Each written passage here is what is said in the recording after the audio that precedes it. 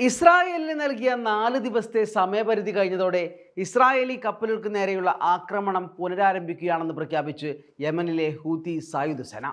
ഗാസയിലേക്കുള്ള സഹായ വിതരണം പുനരാരംഭിക്കുന്നതിന് ഇസ്രായേലിന് നൽകിയ സമയപരിധി കഴിഞ്ഞതോടെയാണ് ചെങ്കടലിൽ ഇസ്രായേലി കപ്പലുകൾക്ക് നേരെയുള്ള ആക്രമണം പുനരാരംഭിക്കുമെന്ന് ഹൂതികൾ പ്രഖ്യാപിച്ചത്. സമയപരിധി പാലിക്കുന്നതിൽ ഇസ്രായേൽ പരാജയപ്പെട്ടതിനാൽ ചെങ്കടലിലൂടെയുള്ള എല്ലാ ഇസ്രായേലി കപ്പലുകൾക്കും നിരോധനം ഏർപ്പെടുത്തുകയാണെന്ന് സായുധ സംഘം പ്രഖ്യാപിച്ചു.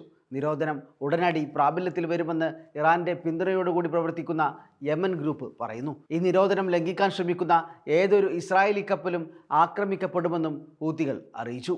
അറേബ്യൻ കടൽ, ബാബൽ മന്ദേബ് കടലിടുക്ക്, ഏദൻ ഉൾക്കടൽ എന്നിവിടങ്ങളിലും ഇസ്രായേലി കപ്പലുകൾക്കും ഇസ്രായേൽ അനുകൂല കപ്പലുകൾക്കും ഈ നിരോധനം ബാധകമാണെന്നും ഹൂതികൾ പറയുന്നു.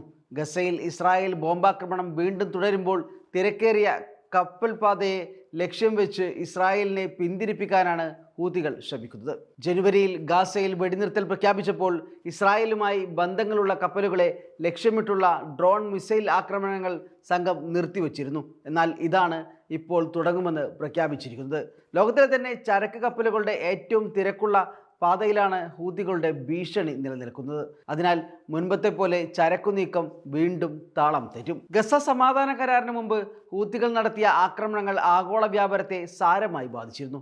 സൂയസ് കനാലിന് പുറത്തുള്ള ഏഷ്യക്കും യൂറോപ്പിനും ഇടയിലുള്ള സമുദ്ര ഗതാഗതത്തിൽ വലിയ താളപ്പിഴകൾ ഉണ്ടാക്കാൻ അവരുടെ ആക്രമണത്തിന് സാധിച്ചിരുന്നു. ആക്രമണം ഭയന്ന് ആഫ്രിക്കയെ ചുറ്റിയുള്ള ദീർഘയാത്ര നടത്തിയാണ് ചരക്ക് നീക്കം നടന്നിരുന്നത്. എന്നാൽ ഹമാസ് ഇസ്രായേൽ ബന്ദി കൈമാറ്റ കരാർ വന്നതോടെ മേഖലയിൽ സമാധാനം കൈവന്നിരുന്നു. ഇതാണ് വീണ്ടും തകരാൻ പോകുന്നത്.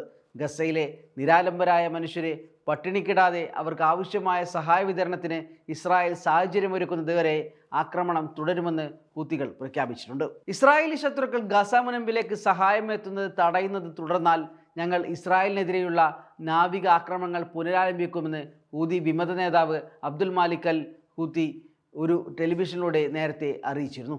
നേരത്തെ ഗസ മുനമ്പിൽ ഇസ്രായേൽ ശക്തമായ ആക്രമണം നടത്തുന്ന സമയത്ത് അന്ന് ഇസ്രായേലിനെതിരെ ഹൂതികൾ ശക്തമായ തിരിച്ചടി നൽകിയിരുന്നു. നിരവധി തവണയാണ് ബാലിസ്റ്റിക് മിസൈലുകളും ഡ്രോണുകളും അവർ പ്രയോഗിച്ചത്. ദിവസേന എന്നോളം ആക്രമണങ്ങൾ നടത്തിയിരുന്നു.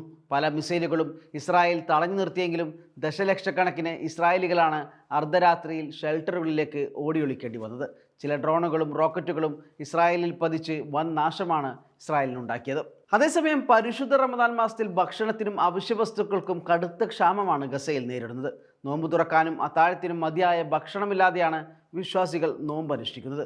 ഒരു വശത്ത് അവശ്യവസ്തുക്കൾ അതിർത്തിയിൽ തടഞ്ഞിട്ടിരിക്കുന്ന ഇസ്രായേൽ, മറുവശത്ത് പലസ്തീനികൾക്കെതിരെ ആക്രമണവും കടുപ്പിക്കുകയാണ്. കഴിഞ്ഞ ദിവസം നടത്തിയ ആക്രമണത്തിൽ കുഞ്ഞുങ്ങൾ ഉൾപ്പെടെ 8 പേരാണ് കൊല്ലപ്പെട്ടത്. ഈ അവസ്ഥ തുടർന്നാൽ കടുത്ത പട്ടിണിക്കൊപ്പം മരണത്തെയും പ്രതീക്ഷിക്കേണ്ട അവസ്ഥയിലേക്കാണ് ഗസ നീങ്ങുന്നത്.